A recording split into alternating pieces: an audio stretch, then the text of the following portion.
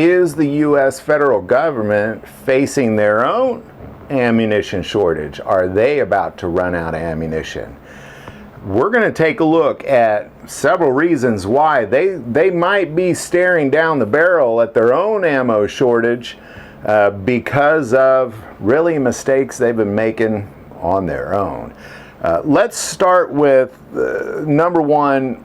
U.S. private producers of ammunition have been spending most of their around-the-clock time focusing on the production of federal government ammo. Now, the reason they're doing that is because they don't have enough of the components to be running around the clock producing private ammo. So they've been spending most of their time making federal ammo with federal components.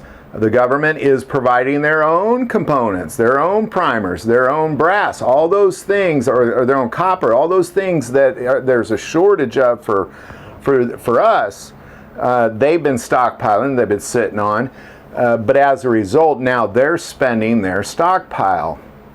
Now that stockpile is in danger of being decreased dramatically because a vast majority of it has been sent to Ukraine. And you know, they obviously need it more than our federal government does right now, and I get that, but that is where it is going.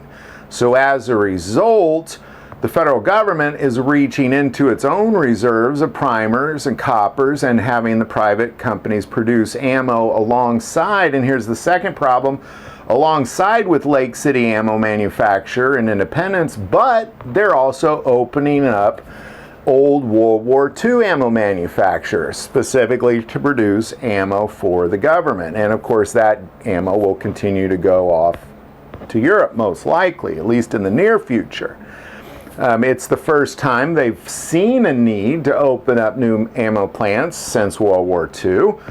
So we were able to make it through Vietnam, Iraq, Afghanistan, make it through all these things, but yet right now, suddenly the federal government is running out of ammo. But the third thing is the biggest one, and we're going to do a separate video on this altogether tomorrow, is the grip that China has on U.S. ammo production is about to run dry, and even Congress has determined that this is a crisis that they must address. They've been passing legislature starting June 8th to figure out how to stop the grip that China has, and to a lesser degree Russia as well, on ammo production in the U.S. because of a simple element called antimony, or the chemical symbol SB.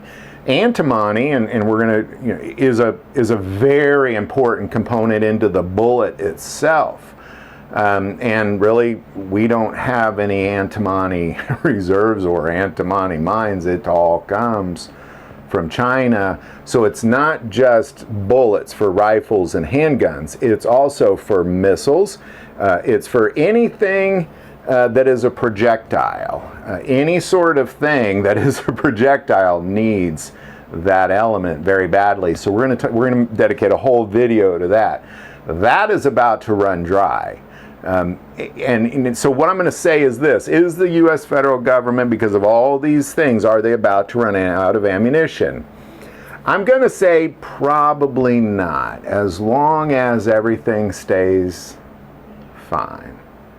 The problem is, if China decides to do anything, and Russia continues its path, which it seems like they both probably are, I do not believe the federal government will sustain any sort of ammunition. If we're in a state of war, I don't believe they will sustain. They will run out of ammo. They will be faced with a crisis. And that's not the time you want to run out of ammo.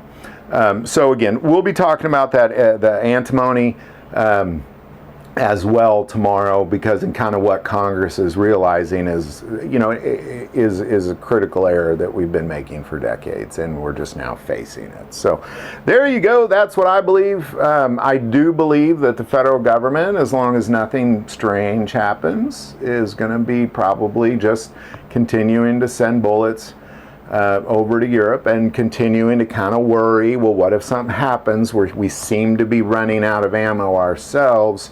But if anything changes, I think we're going to be in a lot of problems. Love to hear any thoughts or insight on that. Put it below. If you like this video, click like and subscribe. Feel called to support this channel with Patreon. That link is also below. But the most important part of this channel, we take prayer requests, so please don't ever hesitate to send that in. Thank you for watching this episode of God, Family, and Guns. And as always, love God, love your family, and love guns.